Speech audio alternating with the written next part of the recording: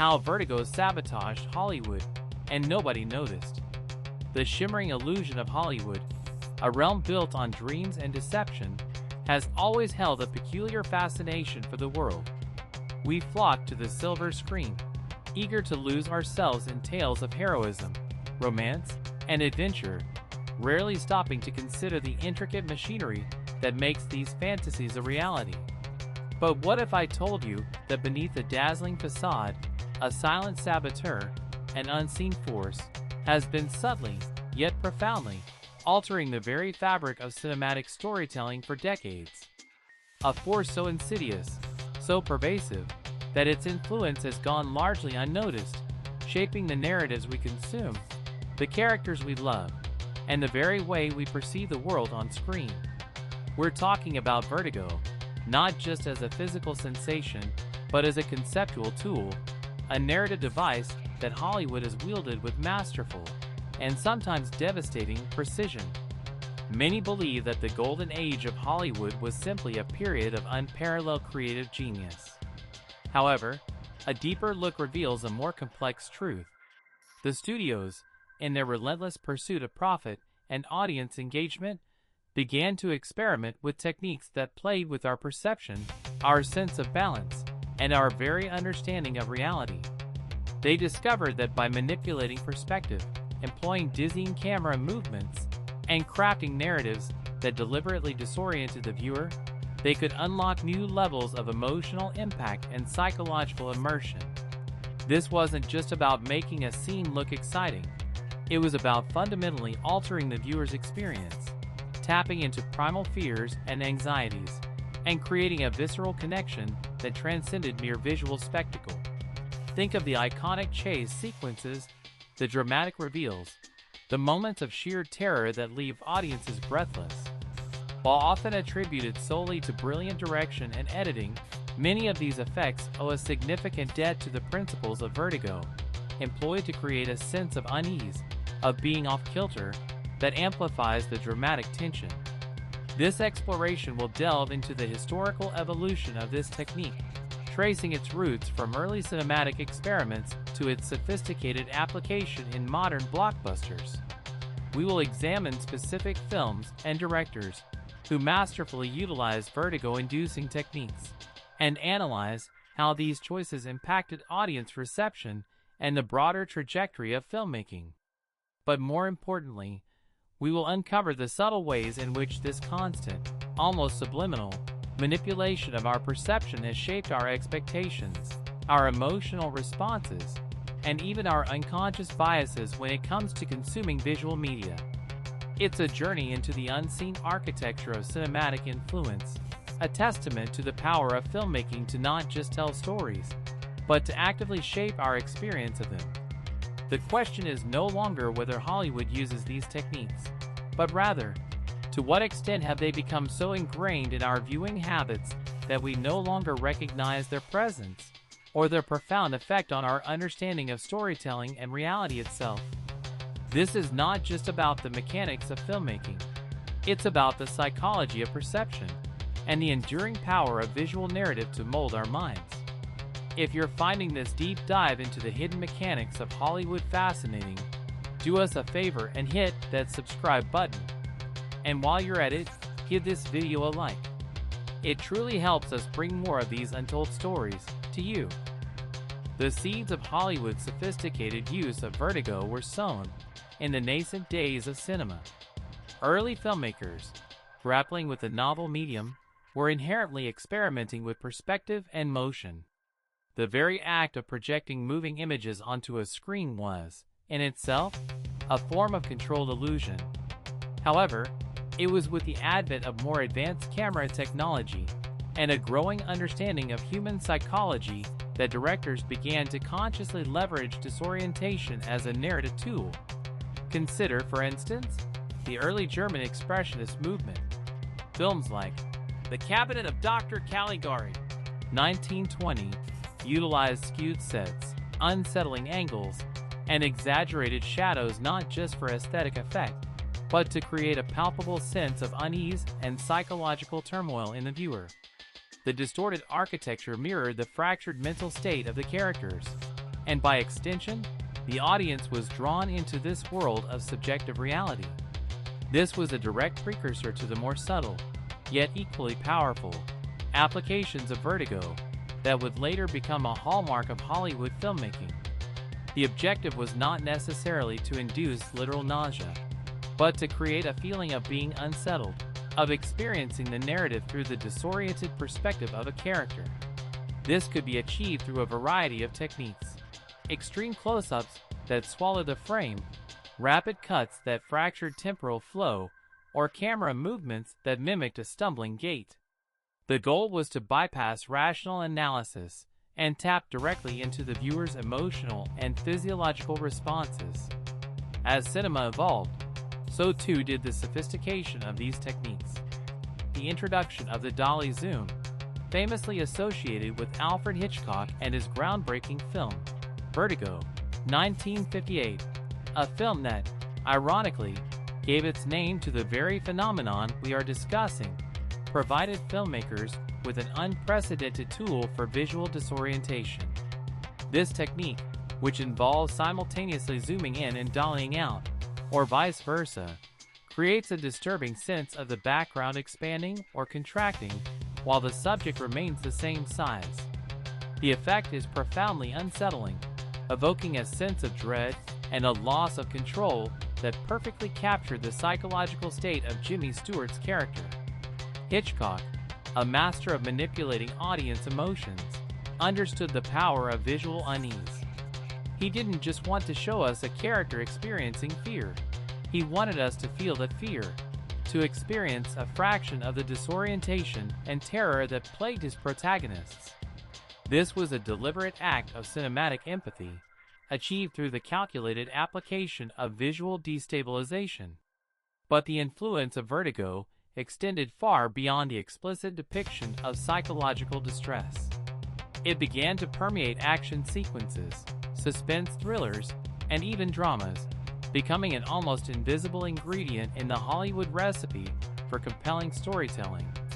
The rapid-fire editing of a car chase, the disorienting spins of a camera during a fight scene, the jarring shifts in perspective during a moment of shock, all these elements, while seemingly serving the immediate narrative purpose, were also subtly playing on our innate responses to disorientation and instability. They were designed to heighten the adrenaline, to amplify the stakes, and to ensure that the audience remained on the edge of their seats, their senses constantly stimulated. This pervasive use of visual destabilization, however, began to have a more profound and perhaps unintended consequence. It started to condition audiences to expect and even crave this heightened sense of sensory input. The more subtle, nuanced forms of storytelling that relied on character development and thematic depth began to feel less engaging in comparison to the immediate, visceral impact of vertigo-inducing techniques. Hollywood, in its pursuit of ever greater audience engagement, found itself in a feedback loop, constantly pushing the boundaries of visual intensity, inadvertently diminishing them. Appreciation for more understated forms of cinematic art. The very tools that were designed to immerse us deeper into the narrative were, in a way, beginning to shallow our experience, training us to respond to spectacle over substance. The question then arises, how did this subtle sabotage occur? And what have been the long-term consequences for the art of filmmaking and our perception of reality as presented on screen? This exploration is not about demonizing these techniques, but about understanding their pervasive influence and the subtle ways in which they may have reshaped our cinematic landscape, often without us even realizing it. We are, in essence, living in a world where the very language of cinema has been subtly altered by the pervasive, often unnoticed, hand of Vertigo. It's a testament to the power of visual storytelling, but also a cautionary tale about the potential for those very techniques to subtly manipulate our perceptions and expectations, leaving us, perhaps, less discerning than we believe ourselves to be. The impact is not just on the films we watch, but on how we process information and how we experience the world around us, a subtle but undeniable shaping of our collective consciousness, driven by the relentless pursuit of cinematic impact. The relentless pursuit of cinematic impact, fueled by the masterful application of vertigo-inducing techniques, has undeniably reshaped the very landscape of filmmaking. This isn't merely about creating thrilling action sequences or heart-pounding suspense. It's about a deeper, more insidious manipulation of our perceptual apparatus. As audiences became accustomed to, and even reliant on these visual jolts, the nuanced art of storytelling began to suffer. Think about it. When a film can bombard you with a dizzying array of camera movements, rapid cuts, and disorienting perspectives designed to elicit a visceral reaction, does a slow, character-driven drama, relying on subtle dialogue and nuanced performances, still hold the same power? The answer, for many, has become a resounding no.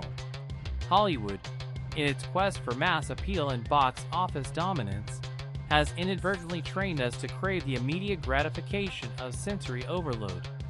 This creates a dangerous feedback loop. Directors, knowing that audiences are conditioned to expect a certain level of visual intensity, are compelled to push these techniques further, often at the expense of narrative coherence or thematic depth. The result is a cinematic environment where spectacle often trumps substance, and where the art of filmmaking risks devolving into a mere exercise in sensory manipulation. We are, in effect, becoming passive recipients of visual stimuli, our critical faculties dulled by a constant barrage of manufactured thrills.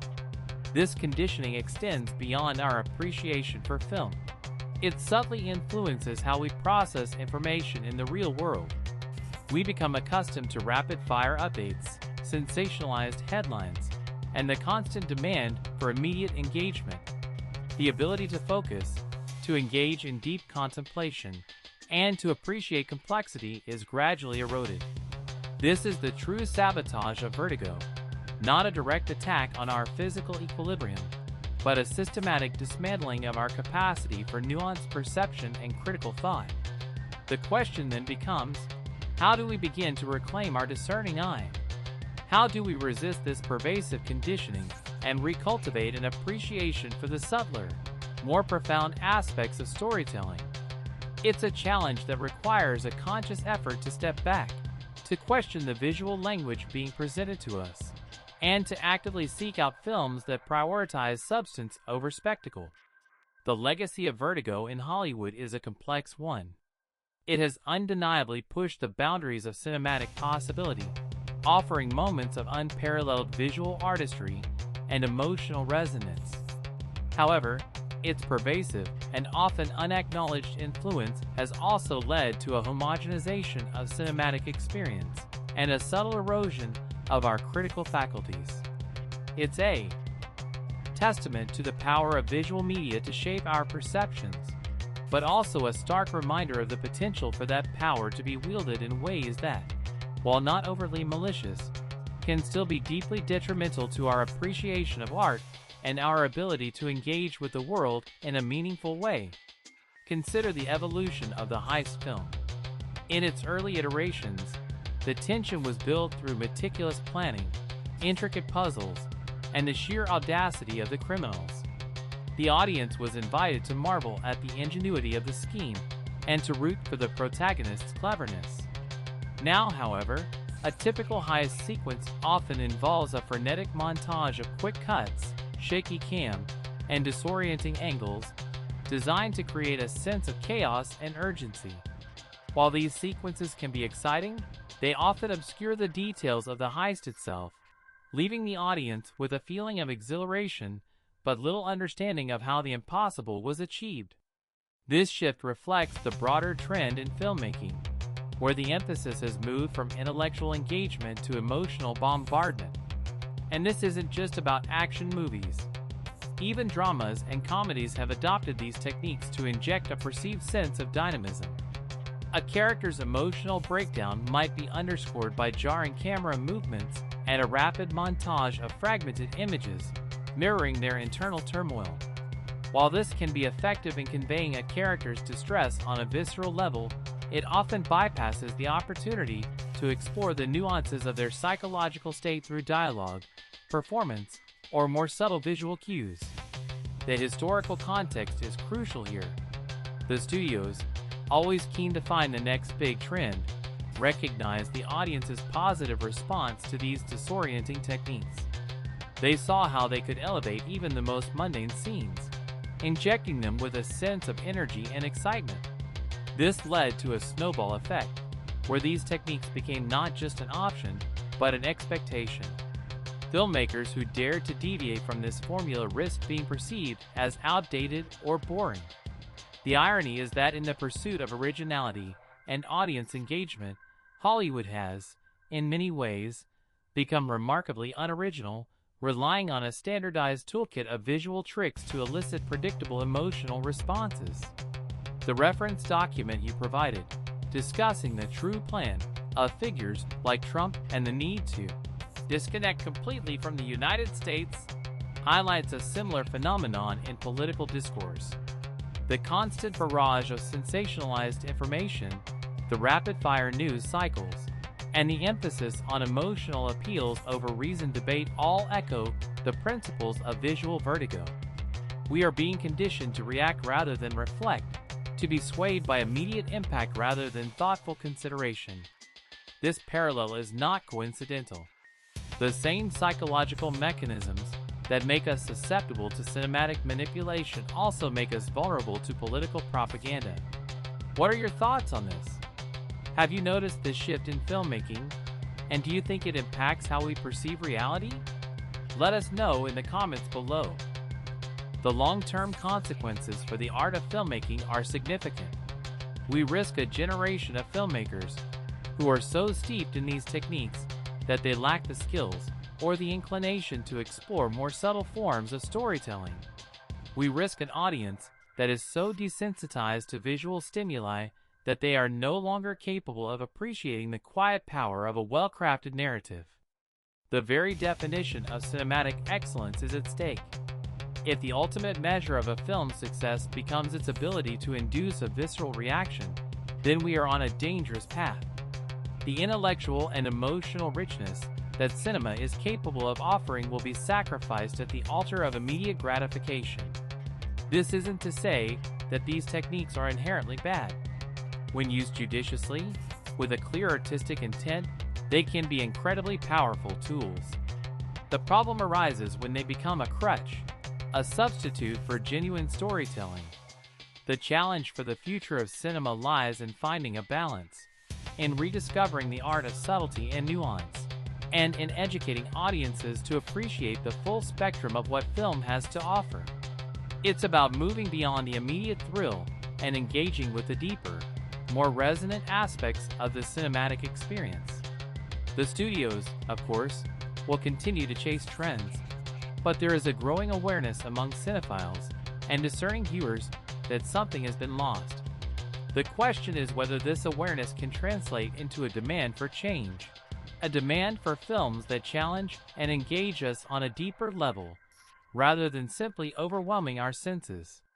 The legacy of Vertigo in Hollywood is a cautionary tale, a reminder that even the most dazzling illusions can, if not handled with care, lead to a profound and unnoticed sabotage of our critical faculties and our appreciation for the art of storytelling itself. It's a subtle erosion, a gradual shift in our perceptual landscape, driven by the relentless pursuit of impact, and it's a phenomenon that deserves our careful attention.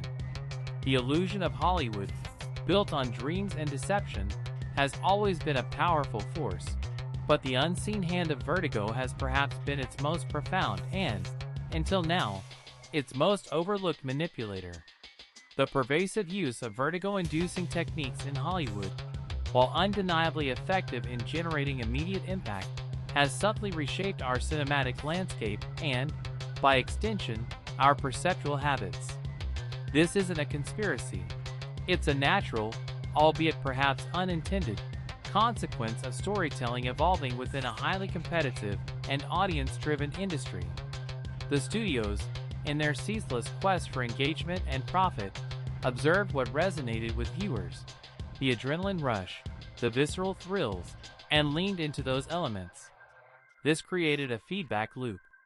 Audiences, exposed to an ever-increasing diet of rapid cuts, disorienting camera work, and sensory overload, began to develop a tolerance, even a craving, for these intense stimuli.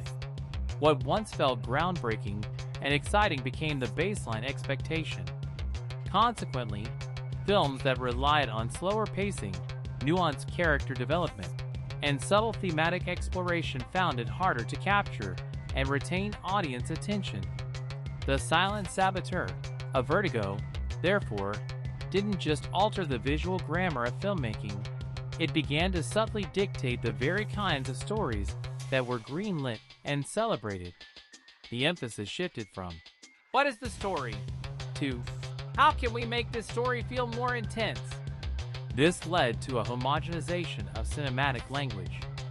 Many films, regardless of genre or subject matter, began to employ a similar visual vocabulary, a standardized approach to generating excitement.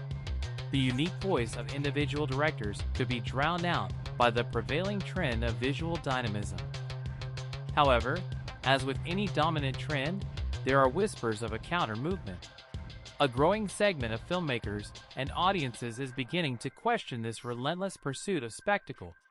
There's a resurgence of interest in films that prioritize narrative depth, character complexity, and emotional resonance over sheer visual intensity. This isn't to say that dynamic visuals are inherently bad. When employed with artistic intent and serving the story, they can elevate a film to extraordinary heights. Think of the masterful use of camera movement in The Godfather to convey power and control, or the disorienting perspectives in Requiem for a Dream to viscerally portray addiction. The issue arises when these techniques become a crutch, a substitute for genuine storytelling, or when they are used indiscriminately to mask narrative weaknesses. The sabotage lies in this over-reliance, in the way it has potentially dulled our collective appreciation for the quieter, more profound aspects of cinema. The parallel drawn to political discourse is particularly striking. The constant stream of sensationalized news, the rapid-fire delivery of information, and the emphasis on emotional appeals over reasoned debate all share a common thread with the techniques of visual vertigo. We are conditioned to react instantly, to be swayed by immediate impact, rather than to pause, reflect, and engage in critical analysis. This conditioning, fostered by both media and entertainment, can make us more susceptible to manipulation, less inclined to seek out nuance, and more easily polarized. The very skills of discernment and critical thinking that are vital for navigating a complex world are, in a way, being eroded by this constant barrage of easily digestible, high-impact stimuli. So what does the future hold? The challenge for filmmakers is to find a balance, to harness the power of visual techniques without sacrificing the integrity of the story. It's about rediscovering the art of subtlety and nuance, and about educating audiences to appreciate the full spectrum of cinematic expression.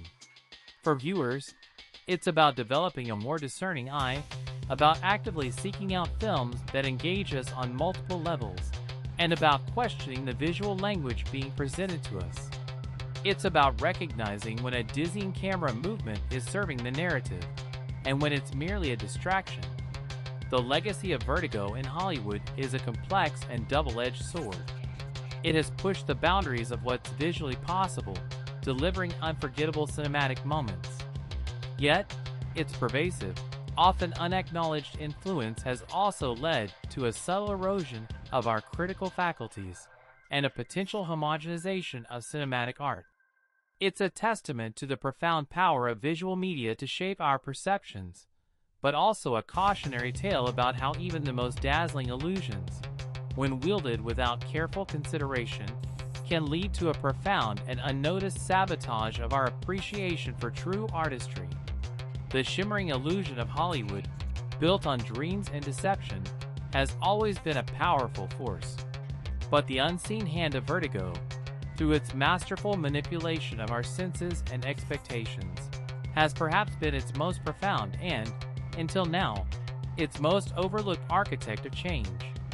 The question for us, as viewers and consumers of stories is whether we can reclaim our discerning gaze to look beyond the immediate thrill and appreciate the deeper, more resonant narratives that cinema is truly capable of offering.